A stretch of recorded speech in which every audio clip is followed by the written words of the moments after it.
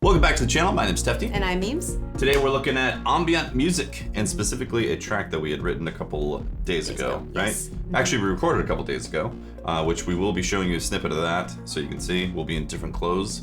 Amazing. We wear different clothes every day. In blue, and I had my glasses on. Look at Hey, this. I specifically got glasses. My I vision. know. Look at that. Yeah. Congrats, It's Tefty. after decades.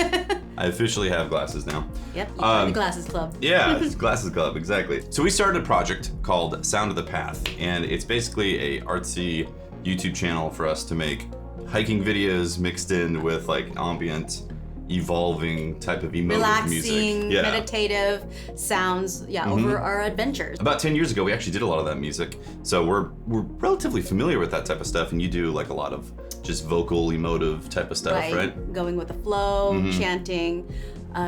Just see what comes out. Yeah, kind of like an improv type of thing. So the thing about ambient music, at least what I think anyways, is that it blurs the boundaries of structure when it comes to writing and songs and rhythm and BPM and all that. Like, I don't really think of specifically like BPMs or types of rhythm when it comes to ambient music. It's more of like the suspension of reality, or like, Nor do I. yeah, like it's the cosmic waves that are flowing Into that create this space. like ambient sound, you know? So that's the challenge, is how much rhythmic stuff do you put into an ambient track versus how much just like wash, you know? Sound wave wash, That's right? what it is, the wash, feeling. And for me, when I'm improving, it's more like I'm not feeling the BPM. I'm not going with the time signature. Yeah. And that, I don't know if that's a benefit or what. Yeah. Well, I think it works, personally. So what we should do actually is play a part of the track. It's 10 minutes long, so we're not gonna play the whole thing because I don't think that would work on this particular YouTube video. So we'll play a snippet, and then we'll talk about the process of all that stuff. Cool? Sounds good.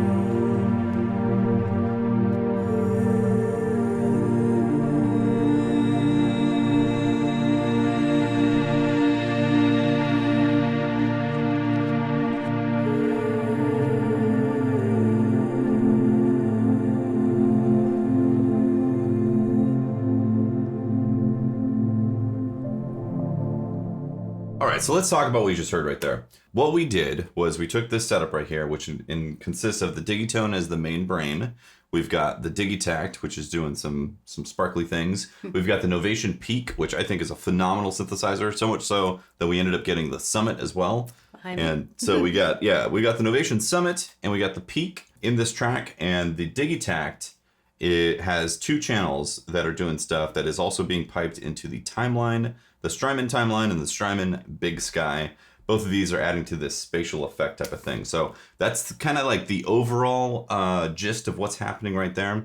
We did track everything into Ableton, multi-tracked, and then we did a few extra overdubs in there. We also added a string section right here from the BBC Symphony Orchestra. We also have a choir as well from 8DO in Solidus, whatever it's called. Solidus, yeah. So that's kind of like the overall gist. So let's talk about the live portion of it, because obviously we tracked like basically 10 minutes of an improv essentially. Yeah. And made that like the piece that we wanted to work off of, right? Mm-hmm. Yeah. We did like a couple takes until we got that one. Mm-hmm. Yeah. Well, maybe we did one. No, over here, yeah, for sure. We had a couple like start stops where we were trying stuff out. Right. The vibe wasn't quite there. And so then the third time through, the vibe was, I think we were like, yeah, we have it, right? Obviously, there's a lot of pressure on you to like deliver a vocal performance that works with this stuff. Right, and the thing is, I was thinking about, all right, well, I'll do a phrase here, and then maybe I'll pause there, but just let it flow. I think some of it I've just went through it. for sure. So let's talk about the sequencing. We used the Digitone as the main brain, which I did mention earlier. And what we had to do, because there's essentially 16 bars in this, we had to subdivide those tracks. So so the scale is 1/4 on there, and the actual length is 256 steps across the board right there. This makes it work so essentially 16 bars transpire. The problem with doing it this way with the Electron gear is that you lose any kind of variations beyond quarter notes that are in there. So if you have a melodic line that you want to play and record that has 8th notes or 16th notes with a 16 bar setup in here, it's not going to work. And if you've never used Electron gear, this is probably sounding like a whole bunch of mumbo jumbo. You're like, what are you talking about? Basically, there's limitations if you go beyond 4 bars with Electron gear. And that's something that we kind of just assumed was going to happen with this. The way around it for this particular track was we were going to lay down the main 10-minute version of this, or improv of this, and then I would go in and do some extra stuff. And I only did it with the Digitone, actually. I had another line for the Digitone that I want to add on there. But I digress from that. So the way this is set up is the Summit was just doing some basic stuff. I believe something like this. Yeah. Mm-hmm. Obviously slower, you know. That's the bread and butter of the track. So the Summit was basically giving this like foundational definition of this is exactly what's happening in the track that you're going to be hearing. Now the Peak is doing something similar, but it's adding a lot more harmonic texture. When you get the Peak fresh factory settings, there's a patch called Gothic Pad. I took that patch and then I basically morphed it into being even more evolving and emotive and that type of thing. So if you listen to this, yeah, there we go. So as you can hear, extremely long and evolving type of sound right there. I did pretty sure the original, it's still a pad obviously, but it has more definite starts and stops to it. This one sounds like it's kind of just flowing into the ethers type of sound.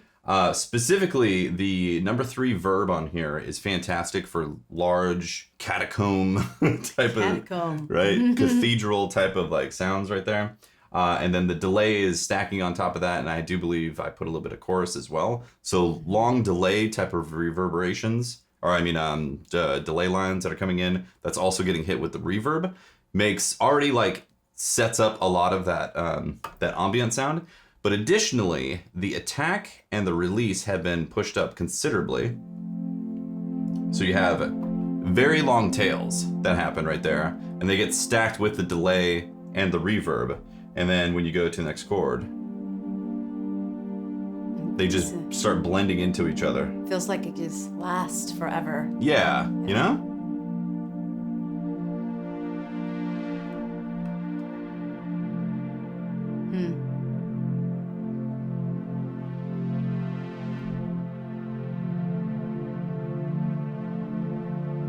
So it's almost like these images of the previous chord are coming through, creating these like phantom effects that like really adds to this this ambient feel on there. Yeah. I believe I slowed down the LFOs as well to make them even more, you know, shifty as time went by.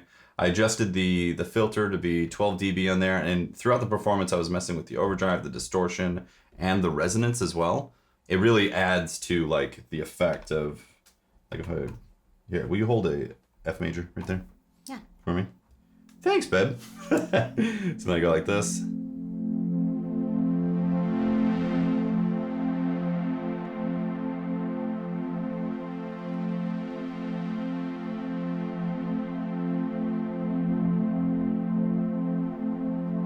So as you can hear, the intensity of the distortion coming through, along with the frequency, the filter frequency being moved with it, creates these like, it's like a cosmic push, a cosmic wave of energy that pushes through the track, right? Yeah.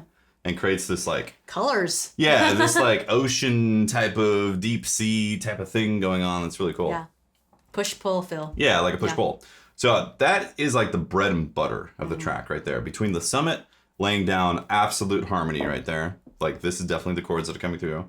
And then the peak adding like additional palettes and brushes of things that are creating these waves.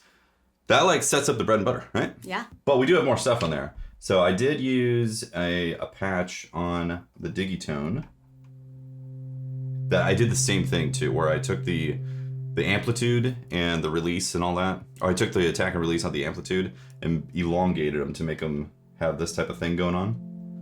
And then throughout the track, I was messing with them as well, like the synth parameters. Actually, I think the filter's down. Maybe it was higher, actually.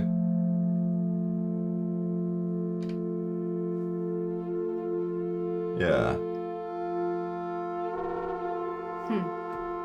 That's an extreme example, but I was using that effect to kind of like create this bend that's happening in the track from time to time. And same type of thing. There's a huge delay in the reverb on there that's creating like just a giant chasm of space type of sound effect. So that's going in there as well. So Digitakt has 2 patches on here.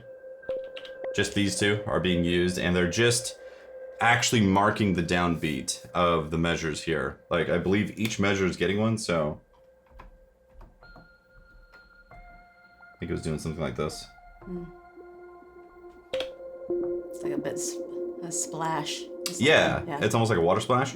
So on each downbeat, it would be like, and the filter thing that's going on the timeline and the big sky just add to it being giant and evolving. This doesn't have, or the Digitakt itself doesn't have any delay and reverb added to it right now for these patches, I think anyways. Oh, never mind. This one does have delay. But for the most part, it's subtle, because like track 7 was just like being added on top. So, you know, do like this type of thing.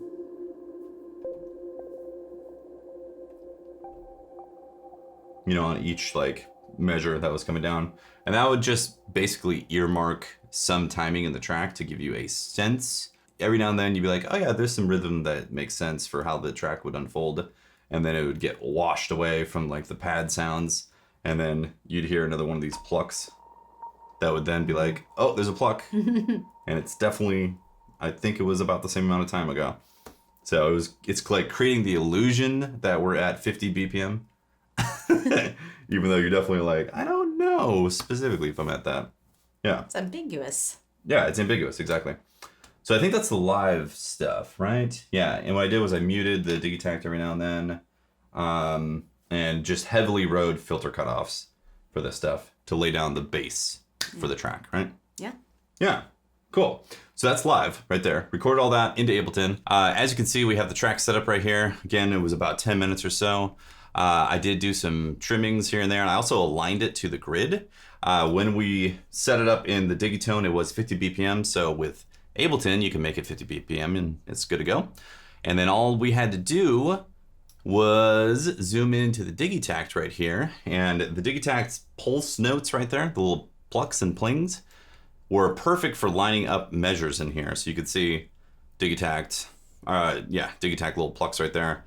gave perfect little spots for those measures to be lined up, and then boom, it's on a grid, just like that. So what we wanted to do with Ableton was add a few extra trimmings on top of it. The track pretty much spoke for itself in terms of being this emotive, ambient type of sound, but we wanted to add a few sparkles, string section, choir type of thing. You make it even more ambient. Yeah, more ambient, and then also finish the end as well because it didn't have a distinct, this is the F major chord ringing out type of thing. Right. So all those we ended up adding. So the Digitone patch, basically this, I played it live while listening back to give it a freeform type of feel. I didn't do any like MIDI sequencing.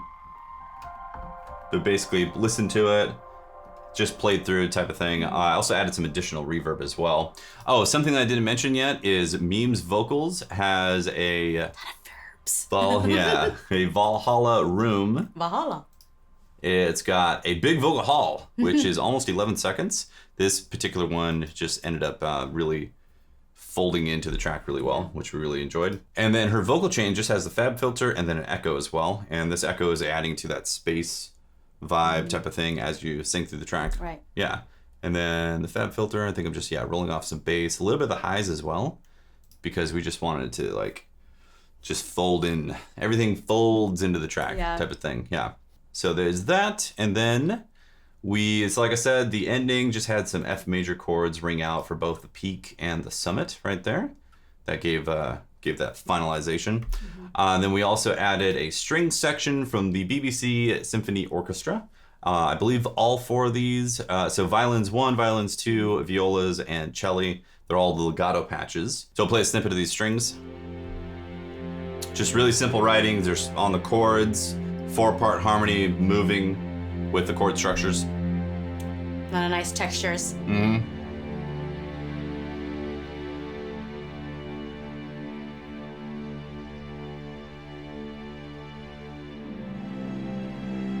Yeah.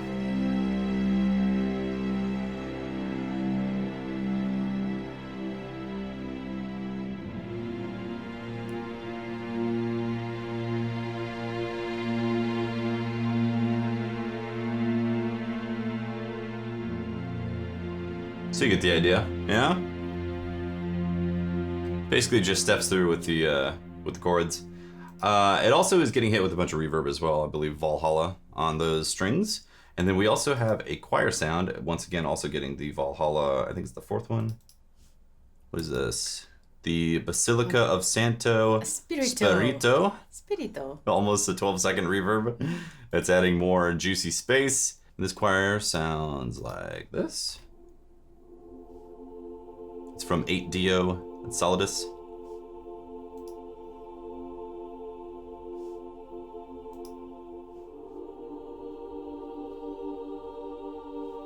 Once again, just simple like triads, 2 or 3-part harmony, just moving with the chords. Just adding space and texture. Legato. Yeah. Legato, exactly. Nothing fancy. Yeah. So all that is combined, and we also, I think we copied this, obviously, as you can see. So this is the first time it happens, and the second time it happens. So the peak is doing different things. You're obviously singing different things between those, and then also the Digitone also gets copied. That part that I played right here. That pretty much sums up the Ableton stuff. Nothing crazy. So we do send this all out to analog for a compressor and equalizer. It's the West Audio Dione and Prometheus. They're great. I really like them a lot. I like the sound of them. Juice. Yeah, they're great. But the one thing you have to do is have to print those tracks, or you have to print the final mix. So that's what this is right here, the print track. You basically let it play for the entire time and print it, and hopefully you don't have any clicks and pops from anything that's happening on here. Luckily, this is pretty straightforward. The only clicks and pops that could have possibly happened is from like the choir and the string section, but nothing happened on there. But yeah, that's pretty much it for the Ableton side. Yeah, so that is the track and how it was built. If you want to actually see or hear the entire 10-minute version, you can go over to the Sound of the Path YouTube channel. Again, this is a new YouTube channel we just started basically a week ago, and it's hiking adventures that we do mixed in with music like this that we're writing. It, right? Yeah. Getting to compose for our hiking adventures and where we get to go. Yeah, we really like the whole scoring concept and like we like ambient music, we like scoring, and being able to do some of that stuff just for our own creative endeavors is just really fun. So if you want to check that out, we'll leave a link in the description, or a little thing will pop up in the corner right here, something like that. Yeah, you can click on the video and check it out right there if you're into those type of things. If you enjoyed this video, make sure to hit the like button, subscribe to the channel as well, and leave us a comment. It helps with the algorithm for YouTube. And make sure to follow us on our socials as well. Yes. Instagram, Twitter, all those places. We're very grateful. Yes. So thank you so much. Yeah, thank you so much, guys. We'll see you next time. Deuces. I'm trying to sit, man.